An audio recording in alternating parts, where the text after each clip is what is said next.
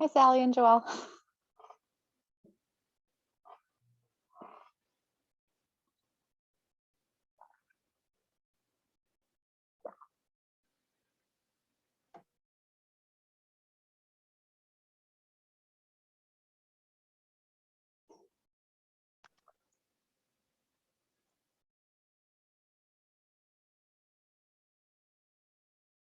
Thank you, Joelle. Hi, for those of you popping on, welcome, welcome. We're going to get started in just a couple of minutes to give people a chance to log on.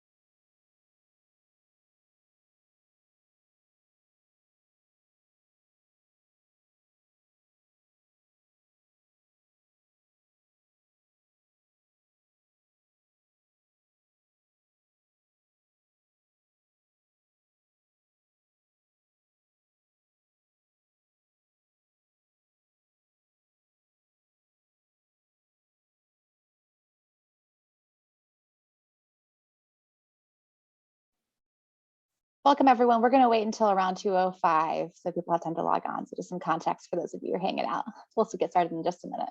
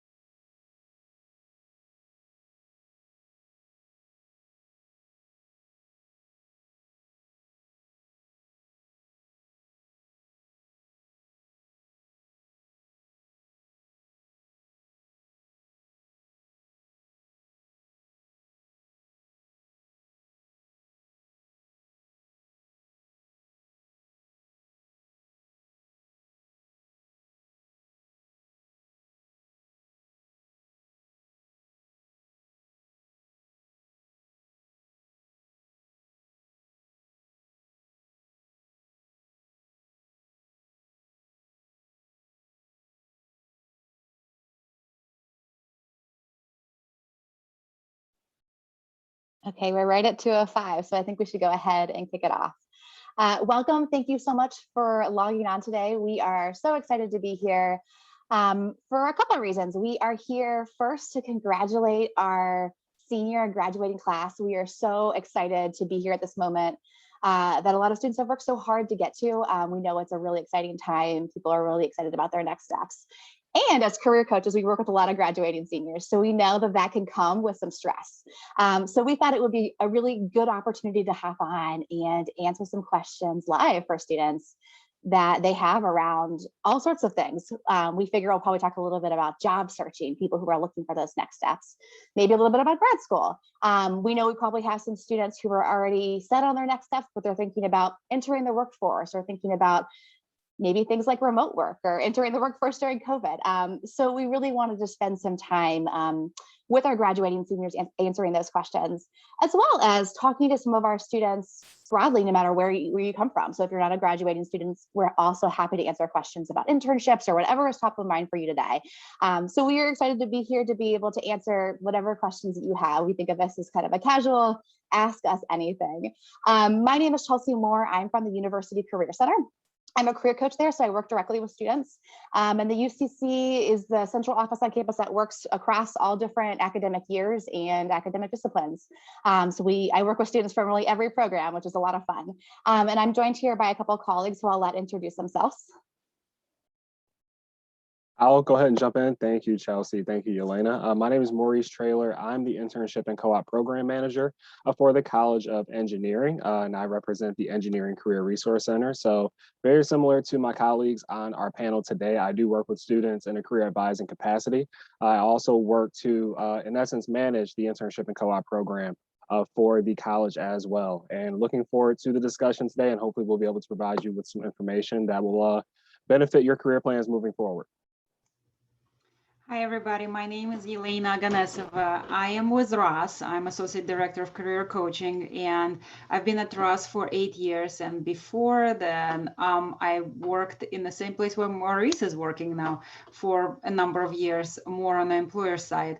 So got a chance to work with engineering students a little bit and a lot with our Ross students. And just this is my passion. Happy to answer any questions that come our way.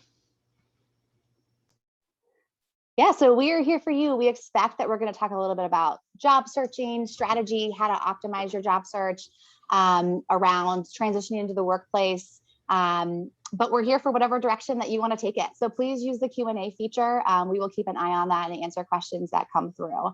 But as they start to pop through, let's just start out with some basic questions. So Maurice and Elena, we're all seeing lots of seniors right now coming in with questions. We know we work with a lot of students right now who are thinking about what they want to do after graduation and how to get those roles. I'm curious, just, what are you seeing? I know there's lots of things you could answer here, so maybe we'll pick a couple of things, but what are you seeing and what are some of the best practices that you're sharing a lot with your students right now? Yeah, I'm happy to jump in first, if that's okay, Elena. I think what we're seeing over in engineering, frankly, is pretty comparable to what you both may be seeing in your individual areas as well, and also just around the university in general. We know that this time is kind of prime time, so to speak, for the job search in terms of students really trying to find some of those last minute opportunities. And as you mentioned earlier, Chelsea, a lot of students who may already be kind of settled and just preparing on what they may encounter for the position that they've already ultimately entered into. But that being said, I think what we are seeing right now are a lot of students who are still going through the interview process, who might be navigating different offers that are being made at this point in time, and also a lot of students who may be navigating potential opportunities that are going to be held remotely or through some kind of a hybrid model, as opposed to going fully in person, just due to the nature surrounding the COVID pandemic. So a lot of moving parts in that regard, but I would say we are seeing kind of the same level of activity to a certain degree around this time of year for the sake of students who are looking for opportunities, especially as graduating seniors moving forward. Yeah, I agree with everything that Maurice, you said. What I'm seeing also is that employers are more active now than they were a few months ago. So that's a good sign.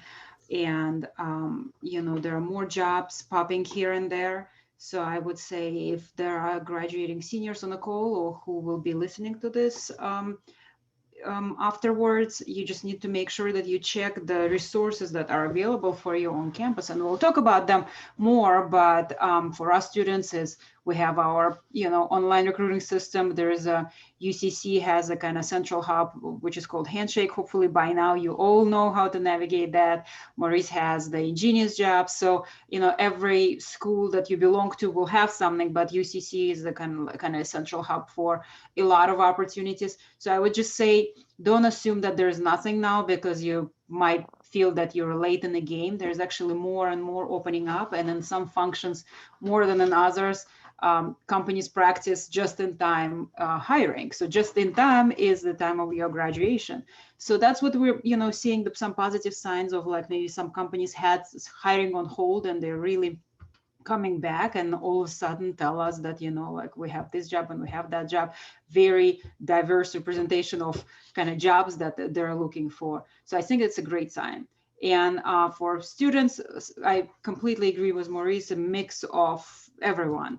And I'm just curious what Chelsea, you and Maurice, what you've been seeing in terms of virtual work versus working virtually, remotely versus working in person. I hear that some companies are switching back to in person, but they're still in a minority, right? So are there any special practices that you are recommending to students to have in mind? As they're entering the workplace? Yes. Yeah, no, I think that there's a lot of things up in the air still, which I think has been really hard for people. A lot of our students are getting offers and they're not sure what their first few months are going to look like. And I think that's hard to navigate.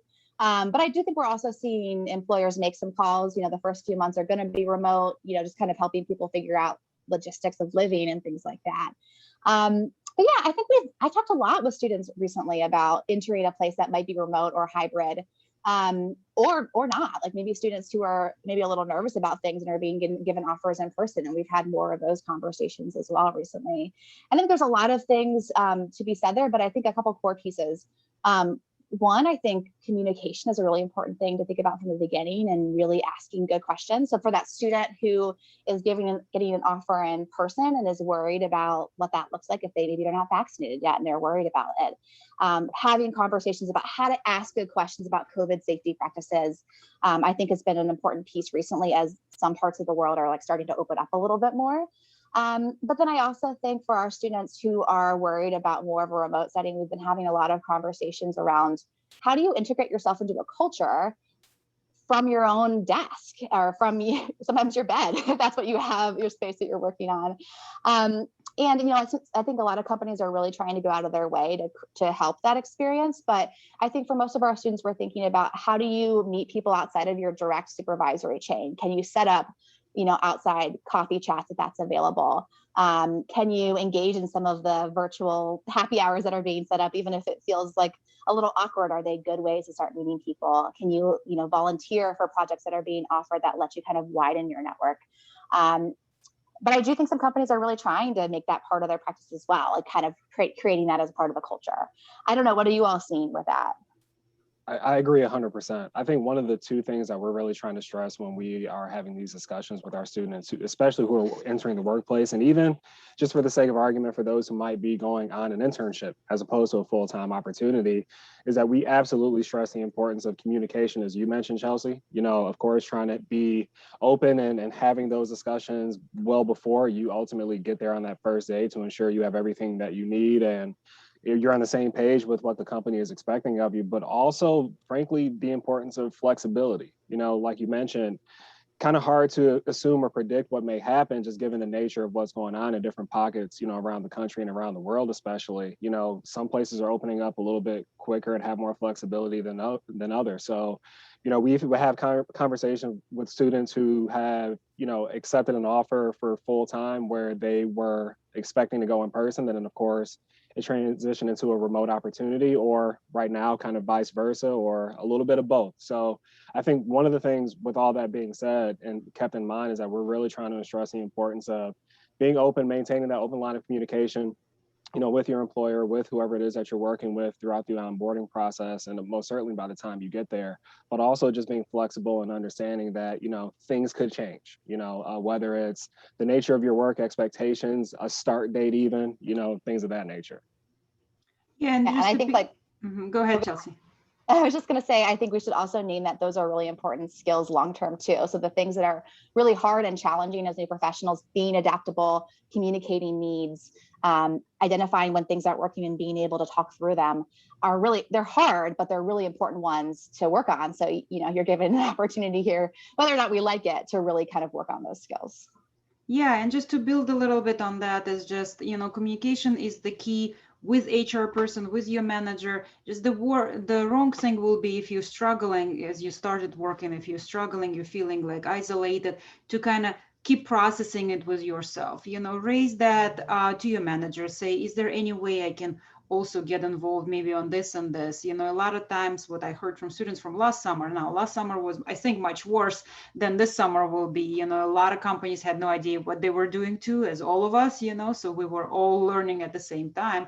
I think this summer, like as Chelsea said, things already are more established in companies. There's a good plan, and I don't think you will be left alone. But if you're working maybe for a smaller company, there will be maybe no official program established, and you will have to show much more of that flexibility and adaptability.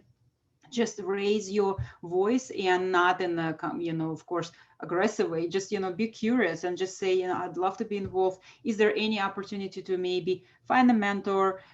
Just try to build the same thing you would do in person. Like when you're new, just listen, get to know like what's norm for your department. Of course, if you're in a Zoom meeting, try not to overpower everybody just because you're saying you need to talk. Just see what the dynamic is about, and then kind of use your manager as a coach and ask them if there are any opportunities to maybe have a mentor, because a lot of companies may offer that. I also want to offer to go to, like, and Ross would suggest Kresge Library, but to your related librarian, talk to a librarian within your school, and just say there's just so much out there right now about virtual environment and best practices. You can either just Google this stuff or ask for a librarian's help. They always are happy to help. I think even like Ask Me button, and just quickly instant walk in, virtually, and just ask them to help you research some of the best practices, how to enter the workplace. And I like how Maurice was pointing out that we may have some people on the call who are not graduating students and who are just concerned about their internship. So we would love to see your questions, and like what concerns you about, if this is the topic at all that of your interest, and we will dive more into that. For sure. There's so many good resources out there. And I think many of us who have been working from home have realized that not every approach works for you. So it takes a little bit of trial and error, but reading about other people's experiences is super helpful. So I'm wondering if it might be useful for us to shift more to the question around job searching. So we know a lot of our seniors are looking for opportunities. And I know there's lots of different ways to land opportunities, but I'm curious what you all share with your students in terms of best practices, or potentially kind of common pitfalls that people fall into when they're looking for a role. That's a good question. Yeah, go ahead, Elena. Yeah, thank you, Maurice. One of the things I noticed, and I work with quite a few seniors right now who are searching or kind of closing on their search. What I noticed is sometimes people are very set with geographical preference. For example, I only want to work on the East Coast because I'm from New York, or I only want to do in businesses, for example, would be in consulting. I only want to do this job. And what this year has shown us, you got to be flexible. And I always bring to my meetings, if I have big meetings with seniors, I bring alums to kind of share their stories. And every single person says, don't worry about your first job not being an ideal job that you had envisioned, because you look at your peers and you have this false impression that everybody has everything all set the way they always wanted. And in reality, really more than 50% of the cases, it's not the case, and even if it's a big brand company, there might be something that this person didn't necessarily want to have. And so just focus on yourself. Be open to more geographical, like flexibility, especially now with potentially beginning to, starting to work remotely. Who knows, 6 months from now, maybe your company will be much more flexible with like how you do the job and where you do it. So be flexible with your preferences for, geographical location, but also maybe, like consider alternative plans. So don't worry about jumping to maybe a smaller company and setting your foot in the door in terms of a function you want to be in. And then I just promise, you're a Michigan grad, it all works out at the end, and you always find a good place, whether it's, from a get-go, or maybe it will take a year or two to establish your path. Yeah, once again, in 100% agreement with all of that. Even in terms of being flexible, being open to considering other, options, whether, as you mentioned, Elena, looking at different, geographical areas that you might not have considered previously, especially given, kind of the flexible nature of work these days. If you are able to work remotely, while you might prefer to stick around at home or where, you might have come from, you still may have an opportunity to do so, but your work might be done remotely. So just keeping that in mind. But even when you're considering, frankly, what you want to do in terms of the work itself, as Yelena mentioned, again, which is another phenomenal point, the first position out of the gate is probably not going to be your long-term and forever job. And if it is, awesome, congrats. Just make sure you come and tell us how you pull that off. But in all seriousness, knowing that this is an opportunity to really start to kind of build upon that toolbox of sorts for the sake of your future career plans, and really trying to assess the specific skills and the experiences that you think are going to be beneficial to add on moving forward for the sake of the work that you may want to do 3 to 5 years down the road. And if you don't have all that mapped out right now, that's okay. I have no problem telling people that, for one, when I was an undergrad, you guys know this, I shared this yesterday, I changed my major 7 times, have no problem talking about it. And I most certainly didn't know what I wanted to do when I grew up until I was already grown. So that being said, as long as you at least have a foundation that you've been building on through your studies, through projects, internships, and things of that nature as you're approaching graduation, this is still going to be a time to really just try to find, some of those other missing pieces that you think are going to be beneficial for you to really try to do that type of work on a higher level, or just trying to see different flexible areas where you could potentially apply that skill set, especially given the nature of the work that's being done out here these days. Chelsea, I was wondering if you can tell us a little bit about Handshake. I'm assuming that everybody on the call knows about this resource, but just in case if they don't, tell us a little bit more, like, okay, if they're still searching, how can they use Handshake? Yeah, no, good question. And I was actually going to say this is probably a good time to talk a little bit about like strategy too, like specifics about how to find opportunities too. Yeah, Handshake is a wonderful tool. It is open to all U of M Ann Arbor students, and it is a tool that employers will use to post positions when they're looking to hire U of M students across disciplines. So there's thousands upon thousands of jobs in there. It's incredibly active right now, just like Elena was saying. We've seen a lot of activity. There's lots of opportunities. So sometimes students think that they're like too late or things are over, but lots of organizations are hiring right now. That's always the case, but it's especially the case this year when people were not sure what the next few months were going to look like. We're all working a little bit more in the moment than we're used to. So yeah, it's a great tool to find opportunities. It's also how you make an appointment with a university career center. It's how you find events that employers have posted that are open to all students. So it's a really great resource. And the nice thing about being a U of M student is that you have access to a lot of resources. So like I said, I represent the office that runs Handshake, but Maurice and Elena are representing their specific offices, and they also have great resources for you as well. I don't know if you want to mention yours, but no matter what school or college you are in, these are available. There's something like this available to you. Yeah, I would say, just to kind of expand on that, use all of your available resources. I can't emphasize this enough. In addition to changing my major as many times as I did, I also frankly never really went to career services as a student or even a recent alum. So I learned the lesson, the hard way, firsthand. So whether you're using Handshake, which again is available to all students within the university, also use whatever resources are available to you within your specific schools and colleges. So we do have a similar system within the College of Engineering. Yelena mentioned it earlier. It's called Engineering Careers by Simplicity. It's a very similar resource to that of Handshake. You can register for events that are being kind of focused more so towards College of Engineering students, apply for different positions that make their way into our office and things of that nature. But whether you're going to use Simplicity, whether you're going to use Handshake, whether you're going to use the resource that Ross has available through their system, again, use everything that is in front of you. You definitely want to try to take as much of a comprehensive approach to your job searching as you can, and not put all of your eggs in one single basket with any individual resource.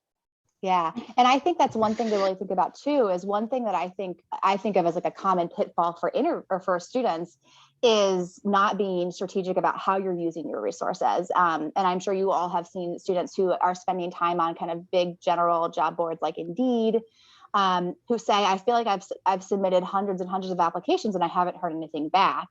And there's a time and a place for job boards like that. They can be really useful in identifying organizations that are hiring and finding good opportunities. And I think it's really worthwhile thinking about how you're spending your time and what's going to be the most effective rate of return for you. So while there is, some logic to, like, if I just apply to 100 places a day, I might hear back from something, you're unlikely to be very targeted in applying for things that you actually want at the same time. So we work with a lot with students around coming up with a strategy that will work for you. And that usually is a blend of, job boards. Specifically, U of M job boards, I think, are generally a better place to start, like Handshake or like Impact or whatever else is available to you. But then also a lot of networking. I know that's probably a good topic for us to talk about as well, is how do I make sure that I'm not getting caught into a system, but that I'm actually being showcasing to employers that I want to be at their organization, that I'm a good fit for them, and that I'm targeting them specifically, not just littering my resume to 100 places a day. And we find that networking is a really good way to do that. And as a U of M student, you actually have a really wonderful bubble of U of M alumni who are there to support you in this process. So I think that might be a good thing for us to talk a little bit about too, like resources around networking and how to get started there. Yeah, before I jump answering that question, I want to just add something on the previous one. In the business school, we have a system too that's called Impact, and we have Ross Recruit for business students. But like Chelsea said, whatever school on campus you belong to, you can go into their system, but you can also use University Career Center's Handshake. As a graduating senior, I believe you have access to your career coaches within your office, at least for months of May. So I would say if you feel completely lost, I would say probably the first step would be to make an appointment with your career coach in your career center. Again, UCC may be able to see all of you, but if you're a business student, we'll be happy to see you. I feel like sometimes you just need this extra support from us, and like a little bit of more redirecting you when you're stuck. And if you happen not to be able to get into that window, there's usually Alumni Center. They have a dedicated person who can work with alums. Ross Career Services has a dedicated person who works with Ross alums. So just remember that for a lifetime, because you're U of M grad, you will have a resource to go to at U of M. So that's one of the things I wanted to highlight. One of the books that I found the most useful in many years in, related to kind of career search is called 2-Hour Job Search. Stephen Dalton, I think his name is. I'm sure there's online resources on that too. For Ross students, we have some online resources in our system, but this book is inexpensive. It's called 2-Hour Job Search. Basically, within 2 hours, it tells you how to kind of create your job search. I would highly recommend, again, if you are, like Chelsea said, one of those students who are going to a lot of boards, and I know some students who got very successful through Indeed, so whatever mechanism you're using is fine. We're just trying to help you to narrow down your search if you're completely lost. And absolutely read this book and use some of the resources that we have in our school. And talking about networking, I think one of the things that is really underutilized by students is LinkedIn. And in a way that I highly don't recommend to connect through LinkedIn, blast your connections to people.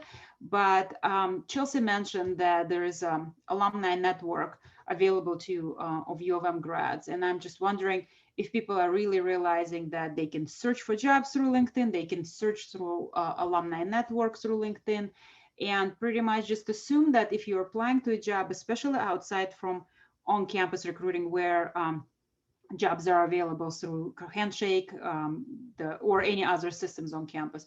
If you're applying and you're not connecting with someone, most likely you'll not hear back. So you have to make that additional step to network either with HR professionals in the company or with U of M alums to kind of be noticed in a way. Yeah, and again, to kind of echo all of that, I think what we're trying to say in a nutshell is, regardless of the resources that you're using, use something. Okay, you definitely want to make sure that you're trying to, again, take as much of a well-rounded approach to your job search as best you can. So if you are going to use some things that are a little bit more external or third party, so to speak, like Indeed job boards or even potentially looking at something like a Glassdoor, make sure that you're also using things that are specific to Michigan students, whether it's through Handshake, through Impact, and engineering careers and all of that. And in terms of networking, again, wholeheartedly agree on the importance of, and also that LinkedIn is a very underutilized resource to, do some solid networking. Again, I also wouldn't recommend just sending out a bunch of kind of blind requests to, folks that you haven't necessarily connected with, or even if it's just somebody who happens to be listed as a recruiter at a company that you're interested in, because you never know what the structure may look like internally for that organization. So if you are going to try to reach out to someone, you certainly want to try to reach out to somebody where you do have some kind of a shared interest, whether it be someone who is an alum from your academic program, especially someone who's a recent alum, who might have, some more kind of, timely advice for you if they've graduated from your program in the last couple of years, or somebody who is working at an organization or working in an area that you do have interest in, but of course, you're making it clear that you are really trying to get to the conversation itself. So if you are going to do networking, as Elena mentioned, trying to have a conversation behind any application or just trying to get some more insight about the inner workings of that process is always going to be beneficial, in addition to you hitting that submit button online or however you're going about submitting that formal application. So yeah, I'm in full agreement, with all the suggestions that have been thrown out there so far, especially this time of year with everything going on. Yeah, totally agree. And I agree LinkedIn is totally underutilized. Sometimes I think it's because some of the coolest tools are hidden on LinkedIn. You take a little bit of finagling to get to it. Like I love the part of the U of M page. You can go to a U of M page as a whole alumni graph where you can see where alumni are. It's really wonderful. But most of my students don't naturally find it on their own. It takes a little bit of, prodding from a career coach to get there. But it's a really great resource. And I love LinkedIn as a place to find alumni, but also just people who work at organizations that have something in common with you outside of that. That could be really useful for learning more about the organization and trying to understand how to break in. I'll also add that if LinkedIn feels a little bit of a hard first step, it could be useful to start on UCAN, which is a U of M specific tool, because the people who are on UCAN are like volunteers. They're alumni who have said, I would love to talk with current students. So everyone on there is there to answer your questions and give you advice. So it can be a really nice place to break the ice on your networking. And then you can, of course, use LinkedIn as well. But it's nice to be able to have a place where the people in the system they know you're reaching out for a reason and they're happy to answer those questions.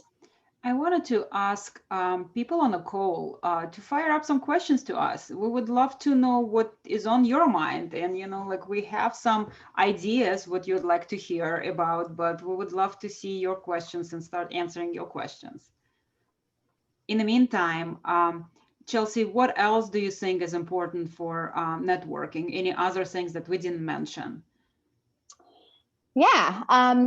Well, I think I would just say broadly, I think it's an underutilized way of going about things. We're really encouraging students to make connections, and networking feels like a weird word sometimes when you're an undergraduate student, but we're really encouraging students to learn from people who are a couple steps ahead from you.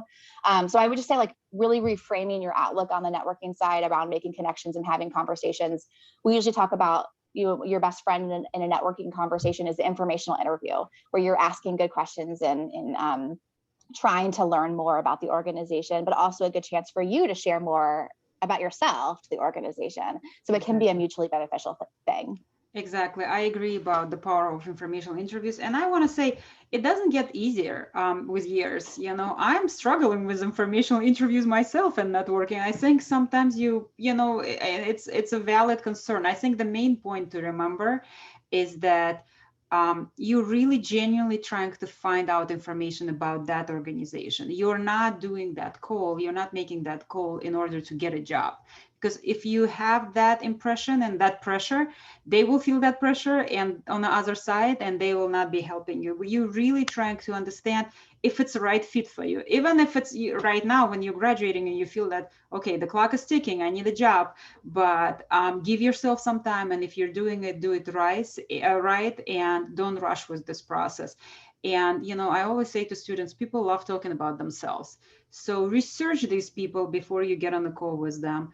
It's very important to follow through with the, time. So if you decided on the time, we hear it sometimes from Ross alums that, our students sometimes connect with them and say, okay, can we reschedule? I have this and this conflict. This is the worst thing you can do. So if you set up a time with this alum or executive in the company, you really need to follow through and make sure that you are there on the call and ready with your questions. Research that person, see what they did before they joined that company, genuinely have interest in their story. And if you really are not asking, do you have jobs? How can you help me to get a job? If, and again, this is coachable, and, people at your career centers can coach you how to do these things effectively. But then they, probably at least 50% of them will start rooting for you and will start helping you and will connect you with the right HR person. And don't expect that 100% of those connections will be, very successful, but at least you will learn a lot about that company through each call, and you'll make your decision, if this is the right thing for you to do or not. Yeah, and I guess just real quick, one last thing about networking is that I think we all really nailed it when we talked about the notion of networking really being an investment, right? It's not going to be, something where you're going to get that return on this investment overnight. And a lot of times it's probably not going to result in you getting, a formal interview for a position that came up in conversation, but really trying to take these steps to build up this network for yourself that you can tap into over time moving forward is definitely going to be beneficial for a lot of other reasons, whether it's just learning more about, the inner workings of the organization, as we said, learning more about the onboarding process, or just, like Elaine said, just picking that person's brain about their experience and how that could ultimately benefit, the rapport that you're building up with that person moving forward, for sure. So, and of course, we do know that on the positive side, networking and setting up these informational interviews could lead to interviews themselves. And I know we're seeing a lot of different things with interviews these days, just in terms of, that kind of traditional model of sorts of, going from the phone or the virtual interview into an in-person interview is a little different, just because of, what's going on in the world these days. But I guess maybe this is a good segue to transition into that part of the discussion. What are you all seeing in your pockets of campus from your students about the interview process that they might be going through these days? Yeah, I think that's a great segue. So I think we've been getting lots of questions about interviewing, specifically around virtual interviewing. Virtual interviewing is not new, but it has certainly been exponentially increasing over the last year or so. And I think we see it in two different ways. I mean, we certainly see students who are doing Zoom interviews like this, where they're, talking to a person. But we also see, seen a lot more people having their very first experiences with one-way interviewing. I think we've got a lot of questions about that experience. I don't know if anyone cares to speak to those a little bit more too. Is that something you're seeing in your offices as well? I'd say both. We're definitely seeing a lot more virtual interviews. And I'd say, to your point, virtual interviews kind of going throughout the entire onboarding process instead of just being, one stage of the interviewing process. So we are seeing a lot more of that, but we've been seeing an uptick in those kind of one-way or recorded interviews, over recent years, but definitely more so now. And, whether it's, a cost-effective measure for the organization to do it that way, because they don't have to involve a lot of folks in that part of the process, or it's just something that they've done for a while. We've definitely seen an uptick in those. And I know that, at least for myself, it's a little hard for me to have a conversation that is just totally one way without being able to read the room or get feedback. So that is something that has come up in those coaching conversations with students on really the best way to kind of present yourself and, give your pitch, so to speak, and try to navigate those, those questions as organically as possible, knowing that it's a very unnatural feeling to have a conversation, especially for a formal interview that way. Yeah, and I should say, so if for those of you who have not been through a one-way interview, it can look like different things, but for a lot of students, it's them logging into a platform that presents a question to them, but there's no person there on the other side. It's a pre-recorded question, and you're recording it. You're recording yourself on camera answering those questions. Sometimes there are some perks. Sometimes you get to do it a few different times, and you can see the question in advance, think about it for a second, gather your thoughts, record yourself. If you don't like it, sometimes you get them multiple times to do it, but it is a different skill set. So I think that one of the most important things is to remember that it's a different skill set and that it requires practice, and mostly it requires practice to get comfortable with that process. So recording yourself in advance is a really important way to make sure that you feel comfortable not having someone nodding and smiling at you on the other side of the camera. Yeah, I agree, actually, Chelsea. I also wanted to touch base on practicing. And I believe Career Center has actually resource for current students to have endless practicing. You know, there is a system there. I believe Alumni Association has something in place. So you can search for resources even on campus. What I'm noticing now with those students who are graduating and searching, they're putting so much effort into job search and into networking, informational interviewing, and then they'll get this interview and they're completely bombing it. And the reason is they just weren't prepared. So preparation is the key, whether it's virtual or in person. And you know, right now I'd say 90% of everything is virtual. So regardless, you know, you need to just make sure that you prepare. And like Chelsea said, you know, practice a lot. I also think things, you know, like you need to research in advance and mainly talk to the HR person from the company. You know, companies might be using Zoom, might be using HireVue, and those HireVue is usually the system that, you know, Maurice and Chelsea were talking about, where you're pretty much talking with the computer.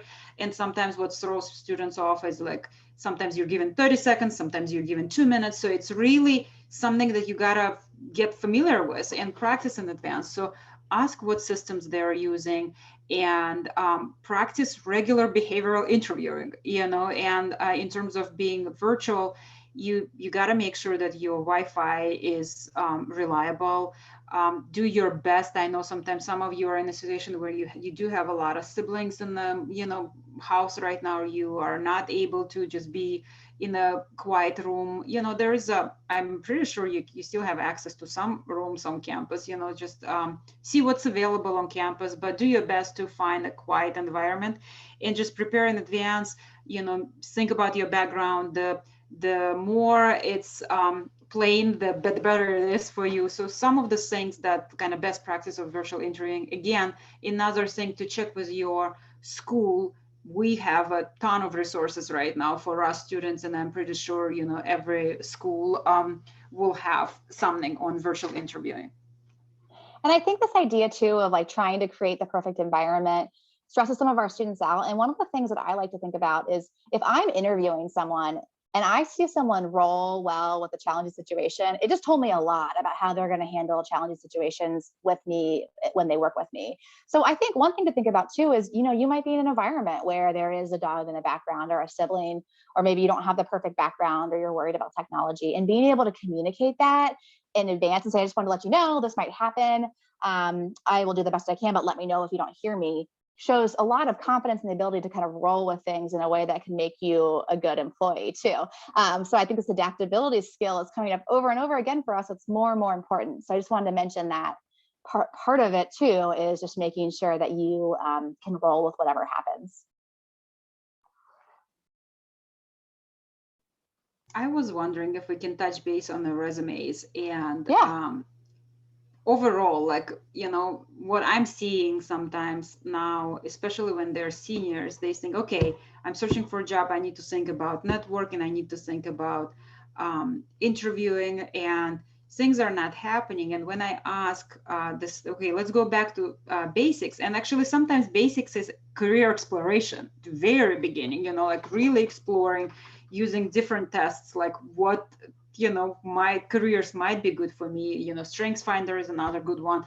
And when we're looking at the resume, sometimes resume is in a bad shape. So somehow, you know, students go through years in college not paying too much attention to the resume, and that might be a, you know, showstopper for some companies. So do you have any best practice advice on like how to review the resume? What are the main things that companies might be looking for? How the students stand out?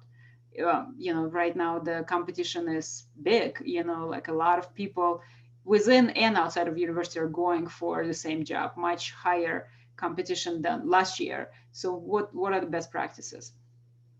Yeah, I would just start with the theme of relevance, right? You know, really trying to pay attention to your application materials, using that job description, almost as a cheat sheet of sorts. If you're applying for that position, they're basically telling you through that description that these are the skills and the experiences that we prefer you to have in order for you to be considered as a candidate for this role. So if you notice any, overlap in terms of what they're looking for, technical skills, certain experiences and things of that nature, I'm never going to suggest, cut, copy and paste out of the job description to your resume. But at the same time, tell us in your own words how you can perform those duties or how you have, developed or, really enhanced those skills that they're going to be looking for, at least for the sake of the resume. And I guess just kind of take that a step further, I always say that, your resume, every step along the way of the onboarding process, your job seeking process is really an extension of your own story. So you really want to make sure that you are as fluent as in your own story as you possibly can, because your resume, your cover letter even, that's an offshoot of your story to a certain degree, right? By the time you get to the interview process, they are heavily scrutinizing and really trying to vet your story in order to make sure that you're going to be a solid fit, for the sake of their position, based again on the relevance of your skills and your experiences. So I think just knowing your own story and making sure that you're comfortable in speaking to it through a variety of different mediums, whether it be a resume, cover letter, and the conversation itself is going to be something that's important. But to your point, Elaine, I definitely think it starts with the resume itself, even just to get your foot in the door to be ultimately considered. Yeah, I totally agree. And just a couple of points that I would add. I think part of the trick of the resume is doing that quickly. So we're really encouraging our students to find really effective ways to, in a page, paint that story about how you're qualified and how your skills match what the employer is looking for. And I know a lot of times we're talking about showcasing results, achievements, technical skills, pieces that really help tell that story quickly to someone who's skimming. There's lots of resources available to you on resume. So there's no lack of information on any of our websites around how to do that. One piece I wanted to add, though, as we're talking about this for our, our seniors, is that one of the most common questions that we've gotten this year is around like things that they feel like are lacking from their resume, specifically students who have had canceled internships or things that maybe they didn't land an internship because they were still looking in March of last year and things kind of got pulled out from under them. And over again, we're hearing from our employers is that they want to see skills and they want to see how you did go about building those skills. So maybe you didn't have a formal internship, but maybe you took an online class through Coursera, or you got some kind of extra certification, or maybe you were providing care for a family member. What are the things that you were doing that are building skills, and how can you be creative about showing them? And often at times I've seen students get really stuck on like, okay, I can only have this specific thing on my resume. I can only have paid positions on my resumes, but you can put whatever categories are helpful on your resume, right? So if there's a project from class that you want to showcase, wonderful. If there's an online course or a project that you engaged in on your own time, fabulous. Really be creative about how you went about building your skills, and don't feel so confined about whatever thing you saw on, if you Google sample resumes, they only have like one paid experience section. That's great, but it's not the only way of doing things. Yeah, I would say I agree. And I would say, again, don't compare yourself to your roommate, to your friends. Piggybacking on what Maurice said, find your story. I always, as a practice with students, I would say, give your resume to your mom, give your resume to your roommate, and ask them what story are they seeing, when they're looking at this resume. One thing that I noticed, students who have not been engaging with us, with our Career Center, and I know that there are a lot of students who somehow don't engage with us. One thing that they missed completely, they assume that they only need to not only put paid positions, but really only jobs on the resume. And big thing that companies are looking for is showing how you made an impact in any way. And one way you all are making impact is probably through your involvement on campus, whether it's in the student organization, or maybe you're an RA, maybe you are not even on campus, but you're tutoring, like certain communities. All of those are should be within your experience section, because especially if it's a leadership roles, I hear sometimes from students that say, oh, this is for my social fraternity. No, I'm not putting that, I'm a treasurer. If you are in a leadership position with certain fraternity, absolutely put it there. Of course, don't talk about parties, talk about things that you really did that are tangible, that will be transferable to the job that you're getting to. But impact, whether it's on campus or outside campus, is super important. And volunteering experiences through churches, through, I don't know, anything that are also resume builders. So again, kind of to summarize what Maurice and Chelsea were saying, look at what's really needed, what's really valued in the function you're recruiting or in the industry you're recruiting for, and start thinking big picture. What did I do before that really will show that I have a skill that, very connected? If you have something that's very much like a direct correlation, that's great, but don't be afraid to experiment. And again, career coaches are here to help you while you're still in school, and when you graduate, people in Alumni Center will help you too. So don't feel alone in this process, which might be feeling like overwhelming. Yeah, and UCC is actually able to serve students up till 18 months after graduation. So you're totally welcome to connect with us after graduation as well. I also I'm watching the time, and I'm realizing that we're kind of close to sign off time. I want to be respectful of people who have to move to classes or whatever meetings it may be. But I wanted to give each panelist just a really quick moment to share any last closing thoughts, suggestions, call to actions, whatever you think you'd like to share with the graduating class. Yeah, first, I would just want to thank everyone involved for, the opportunity to have this awesome discussion. I know we tend to find ways kind of on our side of the curtain, so to speak, to have discussions among colleagues and things like that. But I think this is definitely beneficial to get some different ideas and opinions from different pockets of campus. But I would say, one of the biggest, I guess, suggestions that I would have moving forward, again, is simply put, just really be active and proactive about using the resources that you have available to you. And ultimately, when you do finally feel very comfortable and confident in being able to wrap your arms around your own individual story from a professional standpoint, from an academic standpoint, hopefully that will allow you to kind of move through some of these moving parts of the job seeking process, of the onboarding process a little easier. I'll level with you, it might not be outright easy, but at the same time, I think those who are very comfortable in really sharing their story and things that they can contribute to any organization, institution, whatever the case may be, let's just say fortune tends to favor them when they are navigating the process. But once again, very similar to my colleagues on the call, please use the resources that are available to you. We are all most certainly here for you as students and alums, and hopefully we'll be hearing from you soon. Yeah, this was delightful to be on the call and doing this for our students. And just one thing I want to remind everybody on the call: you are University of Michigan students. This brand carries a long way. Whatever you're doing, whatever situation you find yourself, the brand will help you to get to the place of success. Don't doubt yourself. If you start doubting yourself, find resources, find good people around you that will lift you up. If you are all set with your search, remember that as soon as you come to the organization, you represent the University of Michigan. Do your part well and come back and look for our University of Michigan students. Be a good mentor for everyone.